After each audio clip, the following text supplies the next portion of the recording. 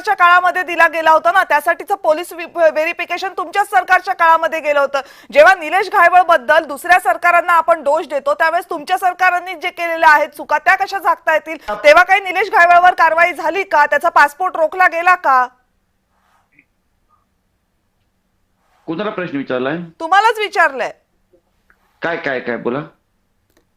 मी तुम्हाला हेच विचारतेय की जेव्हा तुमचं सरकार होतं तेव्हा काही निलेश घायवळवर कारवाई झाली का? त्याचा पासपोर्ट रोखला गेला का? गेलाच ना, त्याला पासपोर्ट मिळाला होता। तेव्हा काही पोलिसांनी हा शेरा दिला नाही ना की हा माणूस इथे राहत नाही, याच्यावर गुन्हे दाखल आहेत म्हणून। हे बघा मॅडम, केंद्रीय यंत्रणा त्या ठिकाणी पासपोर्ट देण्याचं काम करते। राज्य सरकारचे फक्त पोलीस व्हेरिफिकेशन करण्याचं काम करतात। पासपोर्ट पोलीस व्हेरिफिकेशनवरच पासपोर्ट निघतो। केंद्रीय नाही, असं नाही। जरा समजून घ्या। जरी केलं तर तुम्ही काय समजून, मी स्वतः पासपोर्ट काढलेला, मला माहिती आहे तुम्ही केंद्रीय यंत्रणेचे आहे। किती खोटं बोलणार?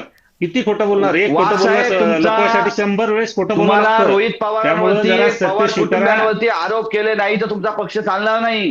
ही तुमची जुनी खोट आहे, आम्हाला चांगलं माहिती आहे। त्याच्यामुळे काही रोहित पवारांना मोठं होण्यासाठी कोणाला तरी आरोप करायला असं आहे की अमोल मातेलेजी आणि वाघ साहेब, तुम्ही दोघांनीही एकमेकांवर आरोप प्रत्यारोप करण्यामध्ये काही हाशील नाही। मुद्दा हा आहे की महाराष्ट्रामध्ये 25 वर्ष एक गुंड पोसला जातो, त्याच्यावर 25 पेक्षा जास्त गुन्हे महाराष्ट्रात पुणे जिल्हा, पुणे शहर याच्यासह महाराष्ट्राच्या विविध जिल्ह्यांमध्ये खंडणीपासून ते खुनाचा खुनापर्यंत सगळे गुन्हे त्याच्यावर दाखल असतात।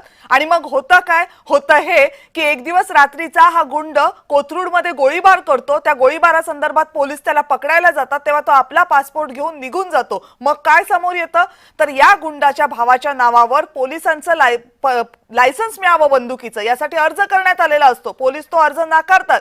मग हा गुंड महाराष्ट्राच्या गृहराज्यमंत्र्यांकडे जातो, तिथे सुनावणी होते आणि मग त्याच्या भावाला लायसन्स दिलं जावं अशी शिफारस महाराष्ट्राचे गृहराज्यमंत्री करतात। त्याच्यानंतर ते लायसन्स दिलं जात नाही, कारण पोलीस त्याच्यावर कारवाई करत नाही। आता काय समोर येतं? आता समोर हे येतं की या गुंडावर मकोका लावलेला असताना हा गुंड पासपोर्ट मिळवतो आणि तो पासपोर्ट घेऊन पोलीस जेव्हा त्याला पकडायला जातात तेव्हा तो परदेशामध्ये फरार होतो। आज आपण या गुंडाच्या जेव्हा चर्चा करतो इथे, तेव्हा तो कुठेतरी परदेशामध्ये ऐशो आरामात बसलेला आहे। कधी पोहोचणार आहेत महाराष्ट्राचे पोलीस त्याच्यापर्यंत गणेश वाघजी, जर ही परिस्थिती आपल्या व्यवस्थेची असेल तर?